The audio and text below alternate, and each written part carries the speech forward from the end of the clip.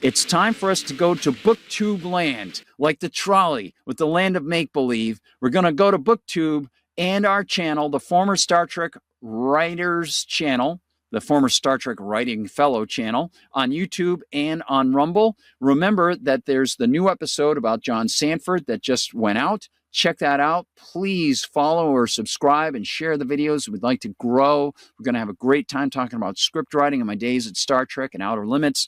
We'll show segments of the shows and what was good and that sort of thing, how much that episode might have cost and all those things. We're going to get into prose fiction as well. And tonight I want to go prose fiction, and this time show you some relatives of very famous writers who also have done some writing. This is a nice short one. We're going to do a reading of a short story, and then we'll continue with where I've progressed, hopefully progressed, not regressed, with the novella called Tower.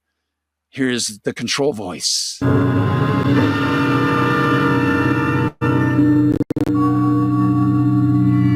is nothing wrong with your television set. Do not attempt to adjust the picture. We are controlling transmission. If we wish to make it louder, we will bring up the volume. If we wish to make it softer, we will tune it to a whisper. We will control the horizontal. We will control the vertical. We can roll the image, make it flutter. We can change the focus to a soft blur, or sharpen it to crystal clarity. For the next hour, sit quietly and we will control all that you see and hear. We repeat, there is nothing wrong with your television set. You are about to participate in a great adventure. You are about to experience the awe and mystery which reaches from the inner mind to the outer limits.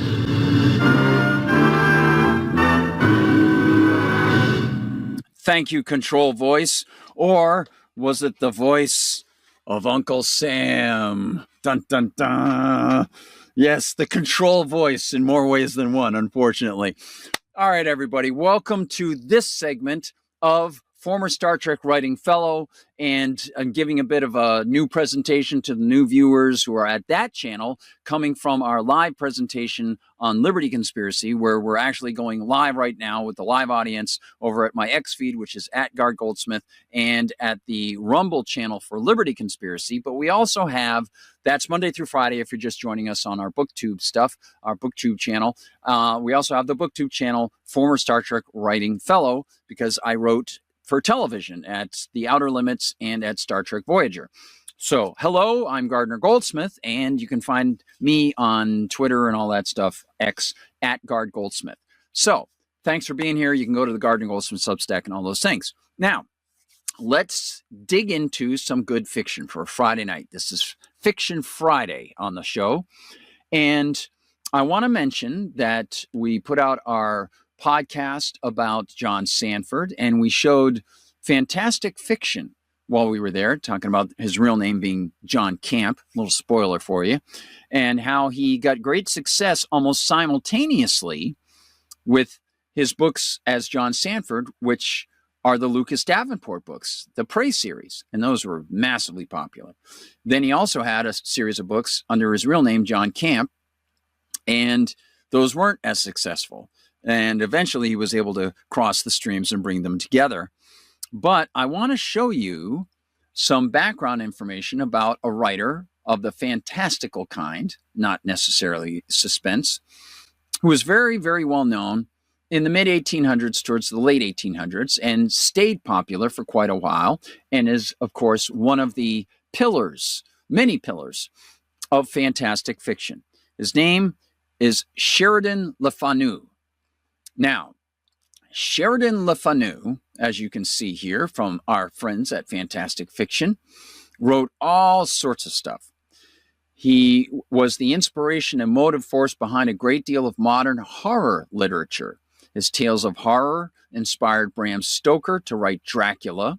He was the custom, according to Henry James, for Victorian hosts to place it was the custom for Victorian hosts to place a volume of his stories on a guest's bedside table for the hours after midnight. And M.R. James, of course, M.R. James, who used to read ghost stories like crazy and wrote tons of ghost stories and would read them aloud.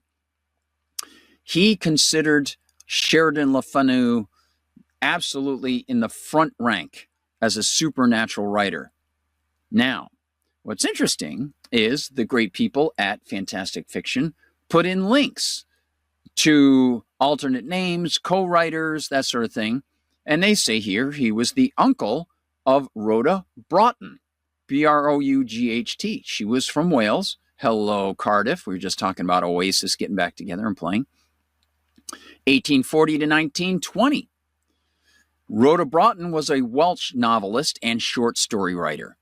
Her early novels earned her a reputation for sensationalism, which caused her later and stronger work to be neglected by serious critics, though she was described as a queen of the circulating libraries.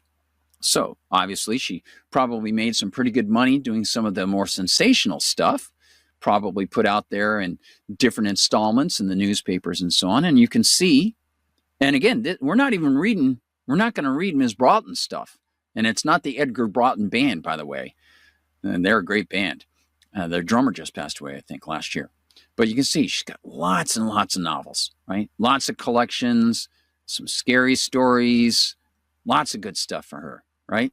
Okay, good stuff. A lot of good writers. There is a series of anthologies, and I've mentioned these before, from a company called the British Library. This one is called Fear in the Blood. And it was edited by Mike Ashley, who's edited most of them. Sometimes they have guest editors. I always love these two-tone spooky covers, right? This one's sort of an Edward Gorey type thing. A little closer there for you. Okay. And there's the British Library spine. Okay.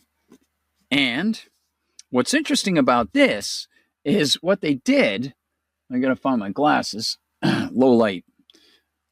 And by the way, I have my, in honor of Independence Day, just to let everybody know, if you're wondering about this bright red shirt that I've got on, this is what it says. There you go. Yes, indeed. Okay. I think we can show that on YouTube. I don't know if we can talk about it on YouTube, but yeah. There's something spooky for you right there, huh? Some evil in the world. Evil is real. That's for darn sure. But in this book, Fear in the Blood, Mike Ashley does something really cool. Because so many of these writers seem to have had relatives who also were writers, he did some of the really good digging and found short stories by some of the relatives of some of the big names like Sheridan LeFanu. But not, did I say Rhoda? Rhoda Broughton. This is not Rhoda Broughton. This is a woman who I believe is still alive. Check this out. Inside this book, and on the back, you'll see they say, through 18 dark tales bubbling with the ghostly and the occult, Mike Ashley traces the phenomenon of families in which a talent for channeling the weird passes down the generations, showcasing 6 lineages whose names echo through the halls of speculative fiction: Dickens, Hawthorne, LeFanu, and others. So, here's a little bit more. Here's one of the interior images. Let me bring this up for you a little bigger. Kind of cool. Okay, so we're going to go with the Sheridan and LeFanu families. So he has one here by J. Sheridan LeFanu, the first, called The Watcher. Then he has one by Rhoda Broughton, and that one's called What It Meant. And then he has one by a woman named Sarah LeFanu. And the L-E is not separate from Fanu anymore. It's all one thing, LeFanu. And it's called Fran Nan's Story. So if you go to page 135 here, past Rhoda Broughton, you get to this. Sarah LeFanu was born in 1953. And he says, notice how the surname has contracted. And she is Sheridan LeFanu's fifth cousin, 3 times removed, if I've calculated it properly, he says. In other words, her 4th great-grandfather was Sheridan LeFanu's great-grandfather. What's more, her 5th great-grandfather was the Reverend Sir Thomas Sheridan, who had taught Jonathan Swift Greek, so she also shares the Sheridan bloodline. Sarah is a Scottish academic who has championed the cause of women's science fiction, chiefly through her role as editor of the Women's Press in the 1980s and 1990s, but also with her anthology, Dispatches from the Frontiers of the Female Mind, compiled with Jen Green, and with her study In the Chinks of the World Machine, Feminism and Science Fiction, published in 1988. She has a bunch of other things that she's done. She's written personal studies of how she was affected by her research. She has become best known for her biographies, including Rose Macaulay and others. So her research, she looked into things like the Anglo-Boer War, researched Rudyard Kipling and some of the colonial era of England. So this is a story called Fran Nan's Story by Sarah LeFanu. Fran, one of the 2 juniors we have working in the salon, leads my new client to the wash basins at the rear of the room and seats her down in one of the reclining chairs. The foil highlighting packages that I put in half an hour ago are ready to be unwrapped. Fran carefully lifts up the lady's hair, drapes a towel around her shoulders, and tucks it into the neck of the brown robe she's wearing. Then, with the tips of her fingers, Fran guides her head backwards so that it rests in the wash basin's recessed curve. Fran's 17, and she's been working for me for 5 months now. She's good with her hands, gentle but firm, not too soft, but oh dear, does she talk. Some of the clients don't mind, but others come here hoping for a bit of peace and quiet, a spot of relaxation while they're having their hair done, and they don't always get that from Fran. I have to remind her every so often about keeping her mouth buttoned up, unless the clients want to talk, of course, but I fear it's water off a duck's back or down the basin's plug hole, more like. Still, she's a nice girl, and the clients mostly seem to like her. The tips she gets are often generous. I used to work in a salon in the center of town, but when I set up my own place, I did so here in Thornsea. We're not far from the motorway, and I draw a clientele from all the surrounding area.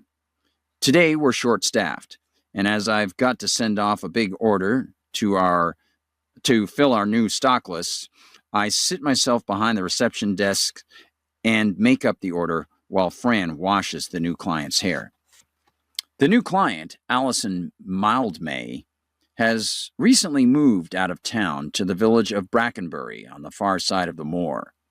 She's in her mid-30s, I guess, and she's wearing a dark skirt, black tights, ankle boots. I notice her coat. It's cashmere. Currently, she has blonde highlights streaked through the natural soft brown of her hair. Her nails are neatly manicured and glossed, and her eyebrows shaped into smooth curves. Subtle makeup with a touch of blusher is on her cheekbones. In other words, smart looking. She knows what kind of impression she wants to make. While I was putting in her foils, she told me that she's some kind of a marketing consultant. She travels all over. She may not tolerate Fran's gabbiness. We'll see. Fran has already elicited from her where she's living and has confided in her that her Nan lives in the same village. I drove here over the moor, says Allison Mildmay, rather than coming round by the main road because it looks like a shortcut. but the road's so narrow that I had to keep stopping and reversing to find a place where cars could pass me, so in the end it was no quicker. I'm familiar with the road she's talking about. It's built up from the soil dredged from the Rhines. That's what we call the ditches around here, which have been draining the moor for centuries, since it was first taken from the sea for pasture.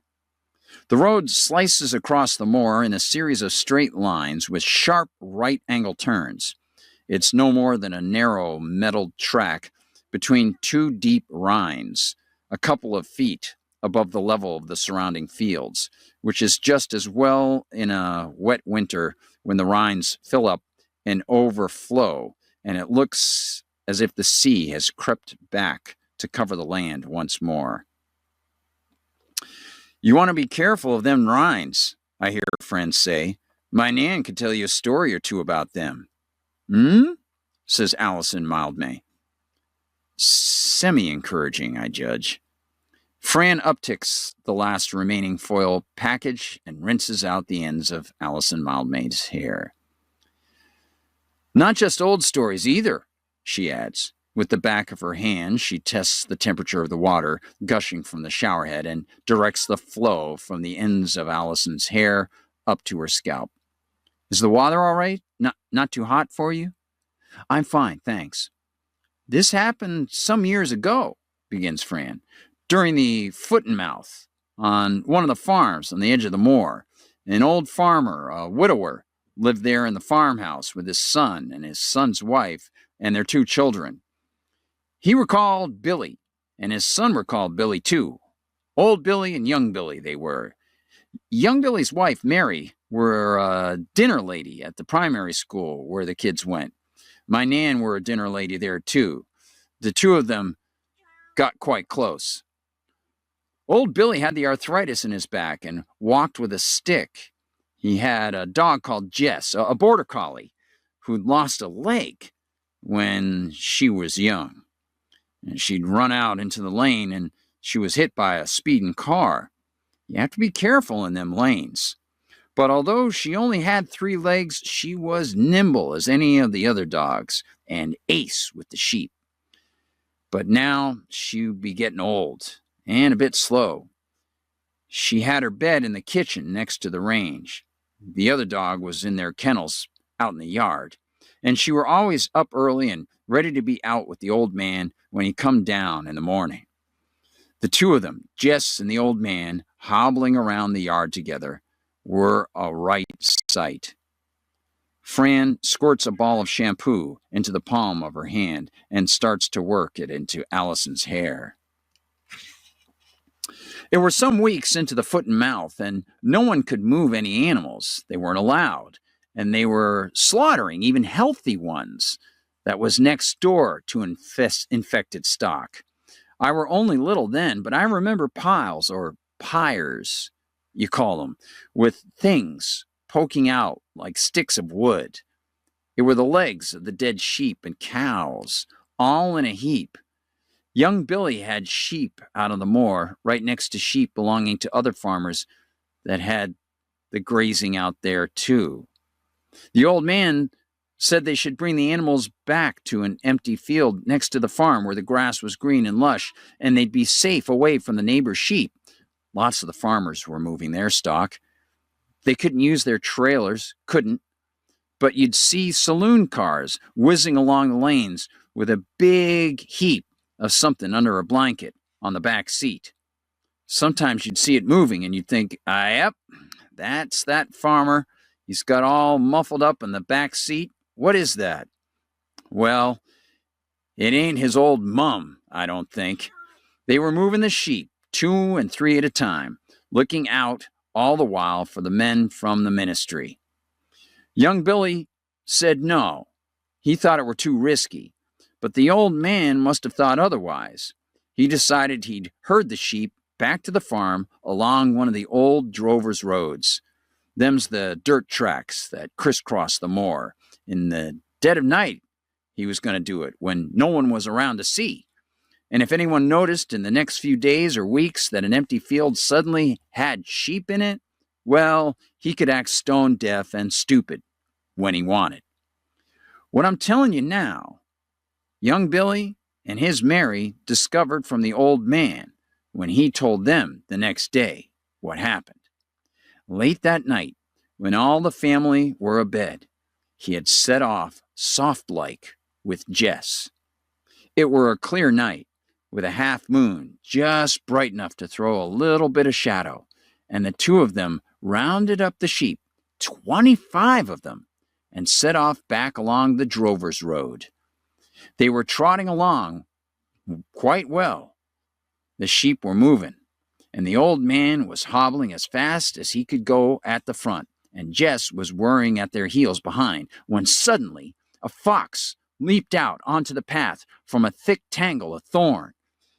It must have been a vixen, and they were too close to her lair, and maybe she had cubs in there. Otherwise, she'd just have laid low or slipped away quiet into the shadows. But she stood her ground, and she barked. The sheep panicked. They're stupid beasts. Some went one way and some went another, forward, backward, sideways. Fran rinses off the first shampoo and applies a second dose. Mrs. Mildmay's eyes remained closed. Jess had shot off after those silly sheep, said the old man, dashing up and down the track to gather them, rounding up one and then another. Then they all hurried on. At last the farm buildings rose up, dark in front, and the old man turned down towards the field and counted the sheep, counted them in at the open gate, while Jess lay panting by the wall. He counted in 21, 22, 23, 24. That were it. He looked at Jess, and her sides were heaving. "There be one missing," he said. She whined and didn't move. But a sheep's a sheep and worth money in the marketplace. Well, not during the foot and mouth. They weren't worth nothing. But who knew how long that'd last? And anyway, the ministry had promised compensation. "Go seek," he ordered Jess.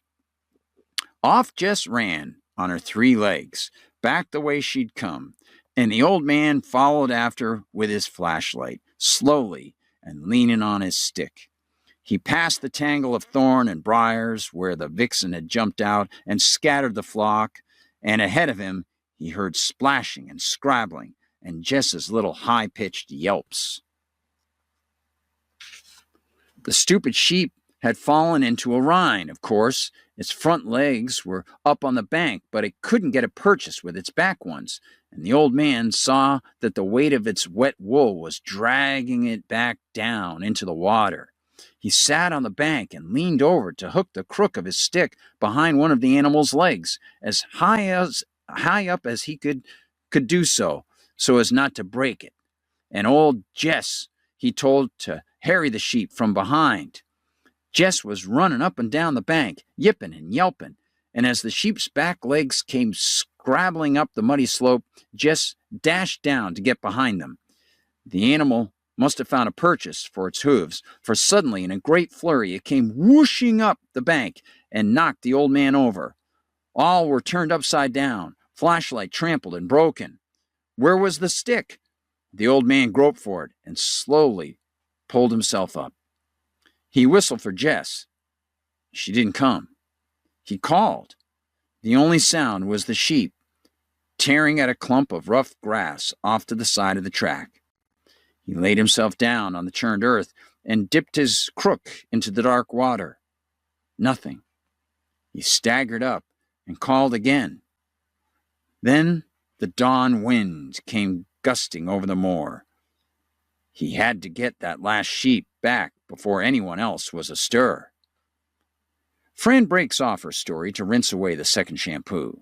She turns to the shelves behind her and picks up a conditioner, squeezes a blob of it into her palms, rubs them together and strokes them through the damp hair. She begins to massage Allison's scalp. Well, the old man hobbled back to the farm with the one sheep. He let the other dogs out their kennels and sent them away across the moor to look for Jess. Then he went into the kitchen and put kettle on, and Mary and young Billy came downstairs, and Mary fussed over him and made him put on dry clothes, and didn't say a word about the mud and wet and weeds on the kitchen floor, though she were usually ever so particular. She were fond of the old fellow. Young Billy went out to see after the yard dogs and found them all back in their kennels, crouched low on their bellies, noses on paws. They knew Jess weren't a-comin' home to them. When the little ones, Amy and Joe, come down for breakfast, they asked, where was Jess?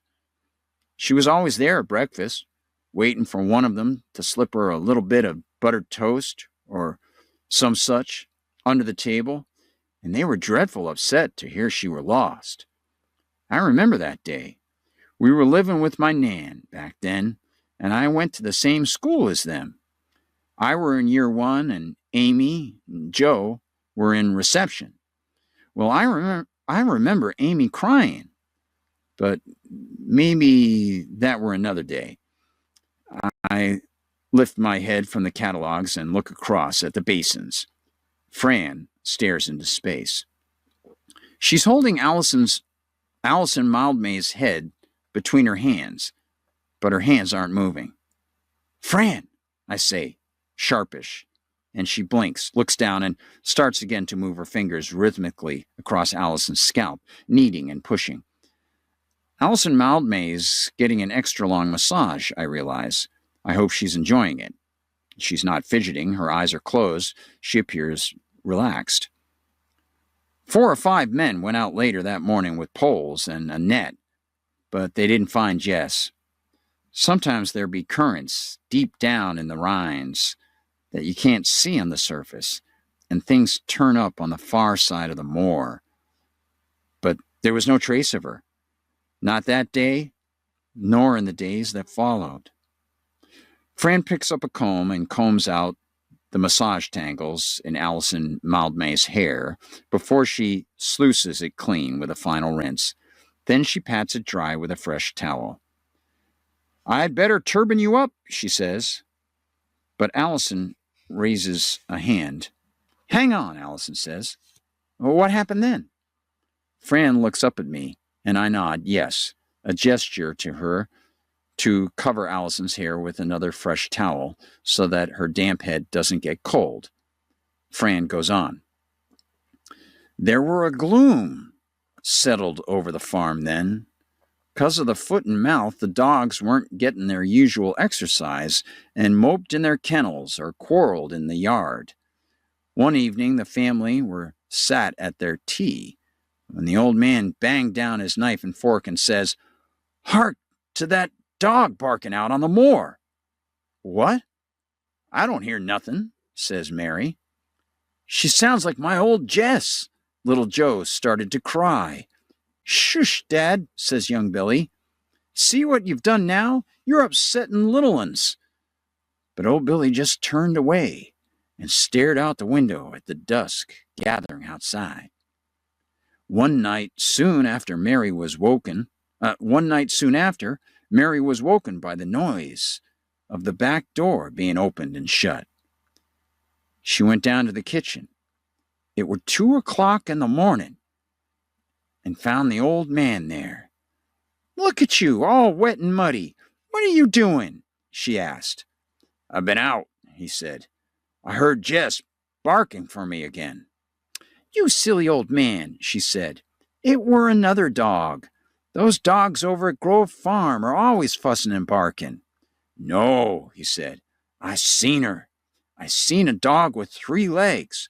She were standing there on the old drover's track. I knows it were my Jess. She were a-calling me.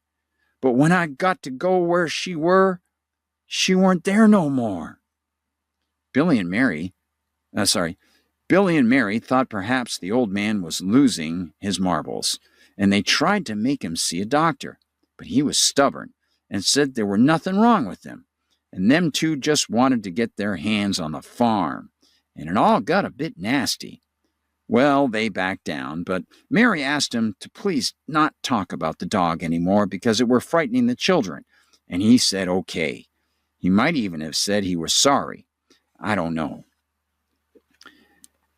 And they said that the pretty red collie bitch over at Grove Farm had just had a litter of 6, and perhaps it was time to get a new pup, And would the old man like to choose one? No, he wouldn't. And he didn't care that Amy and Joe wanted one. And he told them to shut up and leave him be. Anyway, by then, they had other things to think about. The foot and mouth were coming nearer. A sick cow was found on the same farm that had its sheep out on moor. Just one animal. That was all that was needed. And you lost all of them. The ministry vets was coming round, testing the whole area. Old Billy and young Billy hardly spoke for the few days beforehand. Mary tried to be cheerful for the kids, but it were hard going. In the pub, there were talk of farmers who had lost their stock and had gone out into their barns and hanged themselves. But it were okay. They tested clear. After that, it were quiet for a week or two, until the moon were growing past its half again. And then early one morning, Amy, the little girl, comes down to the kitchen to get herself a drink of water and finds the back door wide open. And out in the yard, the dogs whining in their kettles.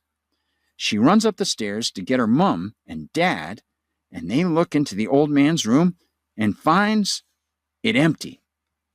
They go out and call for him all around, but they find not sight nor sound of him. So they call the neighbors again.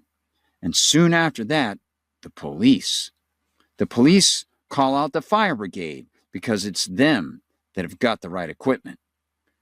Well, later that morning, they found the old man's body in the Rhine, along with Jess's body too, not far from where the old drover's road crosses it and where they'd struggled together over that stray sheep. They were all tangled up together. Him and his three-legged dog, with his arms around her. There weren't much left of Jess. She'd been in that Rhine for a good month, mind. While Fran's been talking, someone, Kay or Hannah perhaps, I didn't notice, has turned down the volume on the iPod shuffle. Now the snick of Kay's scissors sounds loud in the silence. Fran twists up Allison's damp hair into a towel turban and leads her back to the mirror station. I put away my order books and wheel the hair-cutting trolley over to them and ask Fran to turn up the volume on the iPod. Fran meets Allison Mildmay's eyes in the mirror. And this were the odd thing. The old man were the same. I can't stop myself. I blurt out, "What do you mean?" "My Nan says it were all hushed up, but the old man, well, his body were in the same state as Jess's. They could barely tell that it were him." Allison turns around in the swivel chair and looks up directly at Fran. "Yes," said Fran. "They said he must have been in the Rhine for a month, at least." And that's the story. Fran Nan's story from Sarah LeFanu, who was born in 1953. She's still around and lives in the UK. Nice little story about a man loving his dog beyond the point of death. I like that. Not super scary, little touch of the countryside. And what's interesting is that hoof and mouth thing she's talking about. I was in England at that time. And by the way, as you probably know, the same guy from the NHS who was behind the so-called pandemic response, he was behind the bogus hoof and mouth thing from that time. And I remember I was at Heathrow, and I had been up in the Midlands, and I had just gotten into Heathrow, and I saw on the TV screens on the news that they were going to be locking down transportation, and they were going to be testing people's shoes to see if they had been on the soil of any particular farms, that sort of thing, because they wanted to contain the hoof and mouth, which wasn't a problem. They wiped out billions of dollars worth of stock for many of those farmers. They just ordered them to be destroyed. And that was the time period that she's discussing. So good stuff. And again, if you want to get this great series, just look them up. It's the British Library, is it? Yeah, British Library. Great series. Mike Ashley is the editor on most of them. I think you'll really enjoy them. Lots of great stories. And so you can see LeFanu must be something in the blood, in the LeFanu blood. Very, very cool stuff. There's Rhoda. She has a story in that collection as well. And, of course, the great J. Sheridan LeFanu, Joseph Sheridan LeFanu. And you can see he did a lot. He's got so many collections of short stories. Awesome stuff. Camilla. Yes, Carmilla and the Vampire, precursor to Bram Stoker's Dracula. Yeah, good stuff. Now, to close things off, let's update you on Tower, the novella I've been working on, and give you a quick update if you're new to the channel, new to the show. This is a story that happens in 1960 in Vermont with two forest workers for the Vermont Forestry Department going out mid to late November. It's been very cold. There have been little bits of ice, but not super thick ice. And they're there in this place called Frenton, inside a deep, deep forest, far away from the nearest town. And this forest has a fence around it. Nobody's supposed to go in. This place called Frenton used to be a town years before, but the government took the land through eminent domain and they flooded it out to create a reservoir there for drinking water. But what used to be a hill that had a fire tower on it now is an island in the middle of this big, big lake. So every year at the end of the season, somebody's got to go out there and make sure nobody has busted through the exterior fence, gotten through the forest, and gone over to this island where the fire tower is. There's no communications, no radio, no power, no heat, nothing. It's just a metal tower on a rocky island. There's no trees, just some scrubby brush. So they go out there and they check to see, and it turns out that somebody has gone there and broken into it. They've left. They haven't left it a complete mess, but there's barbed wire around the island, and somebody has put little black ribbons that the guy, Paul, thinks are shaped like scorpions. And they're all around the barbed wire. And when they go to close it up, they find that somebody has scrawled some sort of weird graffiti on the walls, very strange graffiti. So they go to lock it up, and unfortunately, a big snow squall, massive winds come in while they're in the tower, going around the tower, and the canoe was not pulled up far enough, and it gets pulled away. So they get stuck on this rocky island. And then the woman, Caroline, tells Paul, and this is the first time they've worked together. They've been put together because there's a guy that sort of got driven out. We don't know the circumstances, but he seemed to be kind of an ugly, nasty dude who approached women in weird ways. His name was Davis. They're put together and they have a brief chat. And she's never had a problem with him because she's sort of an assertive person. She would never have a problem with a guy like that. And so they've been put together by accident. This is the first time they've ever really worked together. And so now they got to work together. And originally she didn't think this guy, Paul, was anything special. But he's showing assertiveness. He tries to go out to get the canoe, can't get it. One of the strings is caught on something under the water. So he starts to get hypothermia. She has to go out and get him. She brings him in, keeps him close to her during the night. Then they gather some scrub. He's got a little food in his pack. And they make a little fire. There's a hole in one of the windows, and they can make like a little flue using filing cabinets and stuff to try to drive the smoke away from the room. So they know it's going to get colder, but it's not really cold enough to form thick enough ice to walk out. And they think, well, we're going to be here probably. It's a Friday. We're going to be here over the weekend at least. We'll have to make the best of it. We've got water anyway, and we have a little bit of food. We might be hungry by Monday. And then the woman, Caroline, remembers, she goes, Paul, I forgot. When I went to sign out the Jeep, I didn't sign the requisition form. I just took the keys and took the Jeep. So they don't know that we have the Jeep.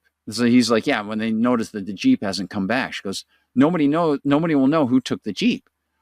So then he's like, well, it's on the schedule. We're supposed to check it. Then she sees that it's not on the schedule. It's been taken off the schedule on a clipboard inside. It's not on the schedule.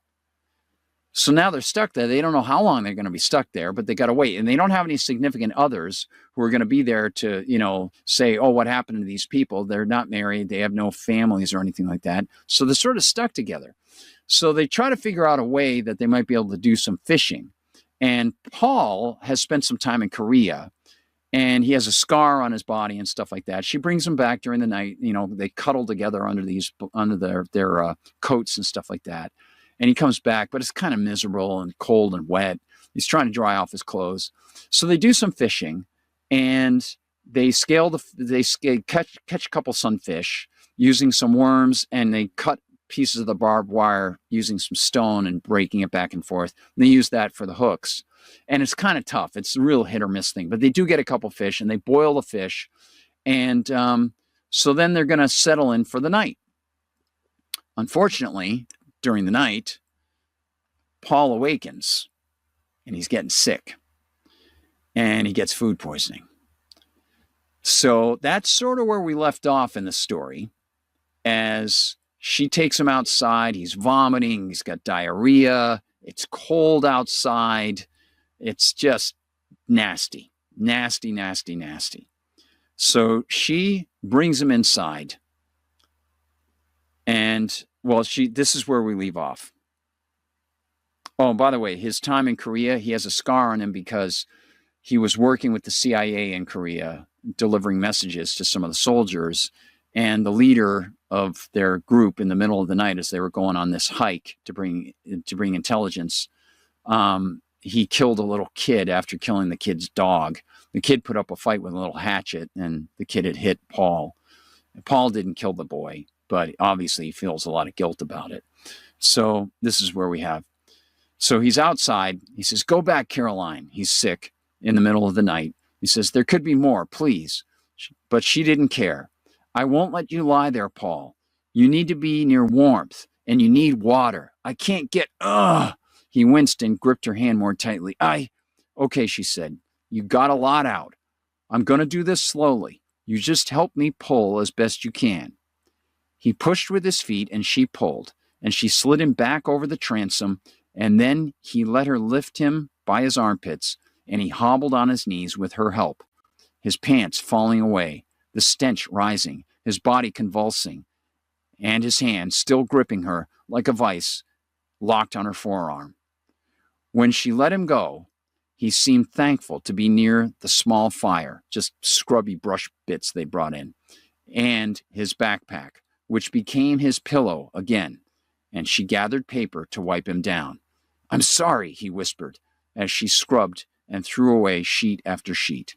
And then he faded into sleep, and she was left to nursemaid him without really being able to do a thing. The predatory night drew on and challenged Caroline as it circled, dark and confident, around their little shelter.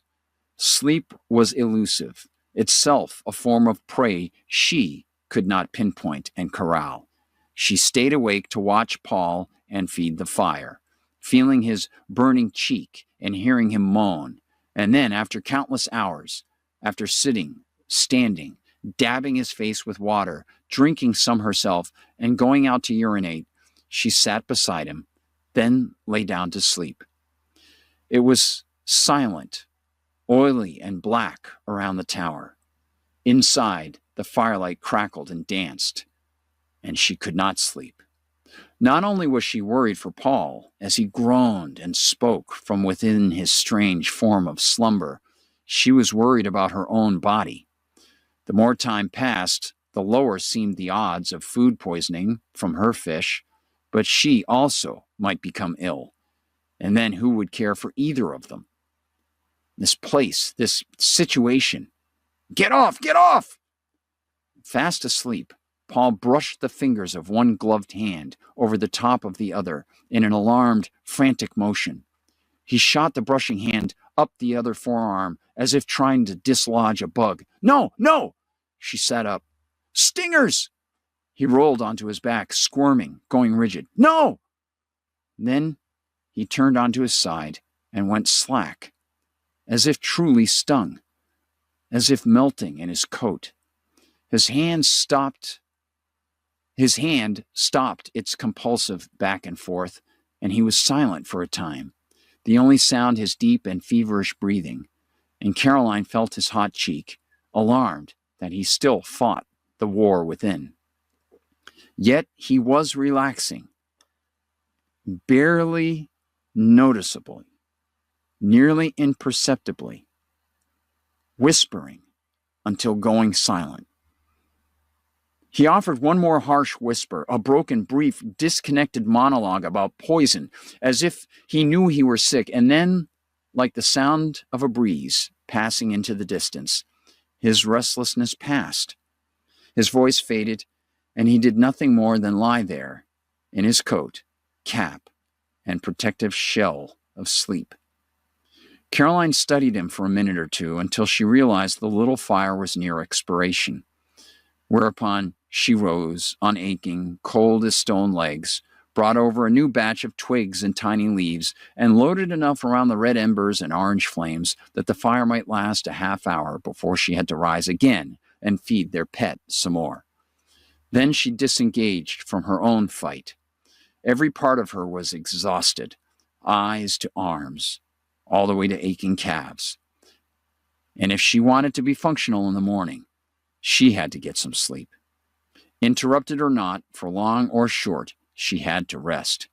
And she lay next to Paul, facing him and his pale, drum-tight face, and she placed her pack under her head, close to his, and closed her eyes, allowing her capped forehead to rest against his, listening to the crack of the burning dead wood and his calm breathing as she pulled her coat around them both, and tried to escape into the life-protecting void.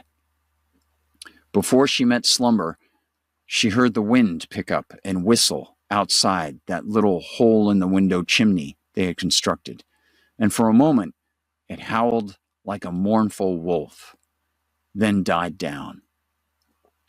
As it did, something made a soft, barely discernible fluttering sound outside. Whether that was the stirring of the little black ribbons tied around the tower, little black ribbons Paul believed had been reshaped to resemble scorpions, she could not be certain. And deep down, she did not want to know. They seemed to waken simultaneously, facing one another, slowly blinking things into focus.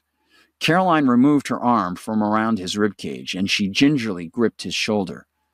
"How do you feel?" she asked, pulling back her head. He appeared confused, blue gaze sliding off her face to look around.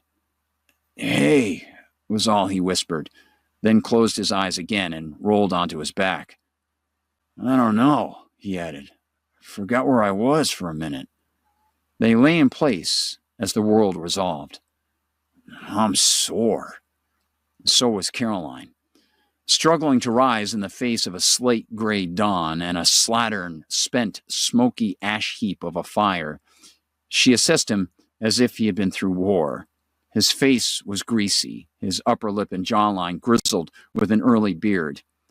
He must have drooled a mixture of bile and saliva, for a portion of his whiskers was discolored, as if he had been chewing tobacco. His lips were cracked from dehydration, and his eyes were rimmed with crust, like crystallized sugar on fly-trapping plants, or salted margarita glasses set aside on a bar. A few feet past their boots, the papers she had used to clean him lay in a desultory pile, damp and glistening. Little reference to John Sanford there. Lending the place the appearance of a medical tent after a terrible fight.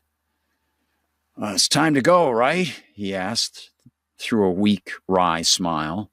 Then she helped him onto one elbow, and he removed a glove to wipe and dig at his eyes. "Jesus. Well, this seems to be a pattern. How do you feel?" "A hell of a lot better than last night." "Can you eat anything?" "Not yet, but thank you. I keep coming up the weak link." He pushed himself into a sitting position and shook his head. "My brain still hurts." Then he looked at her. "I'm glad I didn't make you sick, too." We got lucky there. And now we know we can catch fish as long as we clean them better. He looked at the paper she had used to clean him. Oh, damn it. And he stood, tightening his belt and stepping toward them. What a mess. Guess we won't be tossing these on any fire. He looked around again, obtaining a piece of scrap paper from one of the tables and searching for a moment, then picking up a small stick that had a sort of fork at one end. Caroline moved to join him, but he waved her away and bent down to start. She opted for one of the stools and watched him for a moment, letting the morning settle into her cold and bitter limbs. I'll toss this out and get some water while I'm out there, he said, and delicately lifted the pile of refuse between the stick and that spare sheet, allowing her to open the door and let him out. When he was gone, Caroline searched the contents of her pack to remove her matchbox, then headed to the desk to get some more paper to form the foundation of her new little fire. But as she lifted the clipboard with the schedule on it, she paused. She still stood there when Paul returned, and he knit his brow as he put the mugs on the table and saw her expression. What's wrong, Caroline? Her fingers were out of their gloves, cold and pale, and she slid the clipboard to him, tapping the sheet with her index finger. Paul, the writing on that last entry, the one that's marked as the final for the year, and we're not supposed to be coming? No one else? Yeah. That's Davis's writing. He lifted the clipboard and studied it. Okay.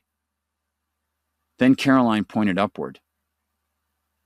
It's the same writing as what's on the wall. And that's where we stop. Right, Uncle Sam? Right. Uncle Sam likes it, I think. So let me know what you think of that.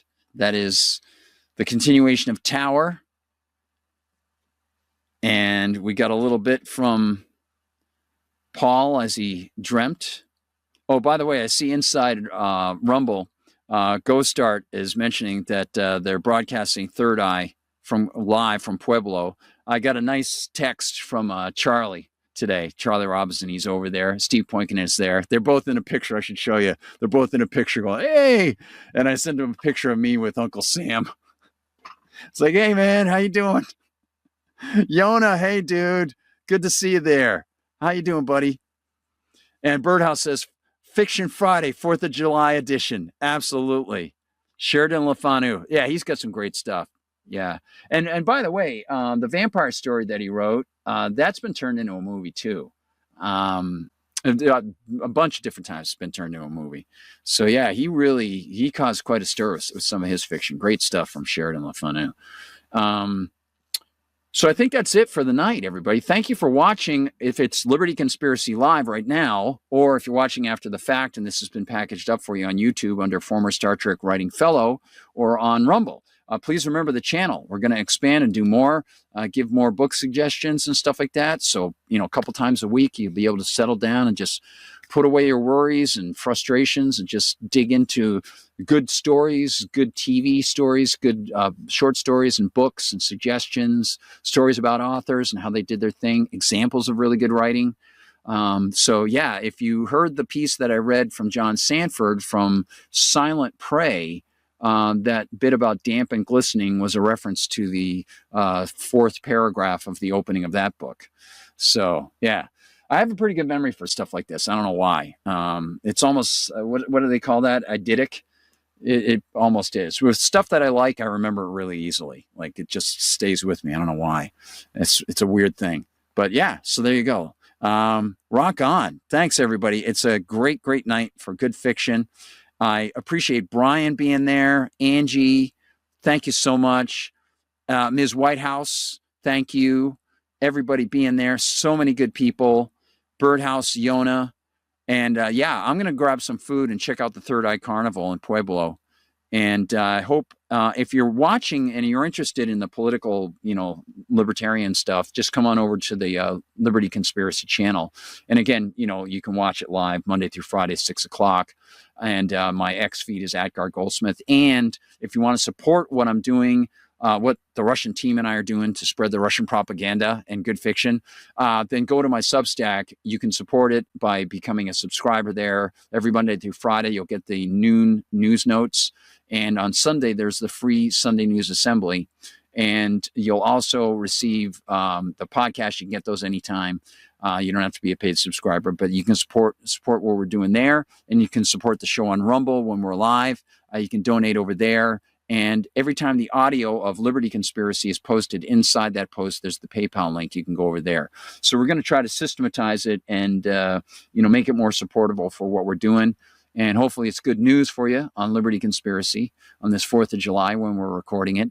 And hopefully it's good fiction stuff too. So thanks, coming from a TV writer who left LA a while ago, but has some fun stories. So everybody, I'm going to hit the road, and we're going to leave you with, of course, the control voice from Outer Limits. I didn't work on the black and white one. I worked on the color cable one. But we'll leave you with the Outer Limits control voice to say goodnight. Thank you again. And, check out Third Eye Carnival. The link is inside the chats over on Rumble if you want to see it. Third Eye Carnival, just look it up on Rumble. You'll find it. Thanks, everybody. Have a great night. Love you. God bless you. Happy Independence Day. And keep smiling for freedom and good fiction. Take care. God bless. We now return control of your television set to you until next week at this same time, when the control voice will take you to the Outer Limits.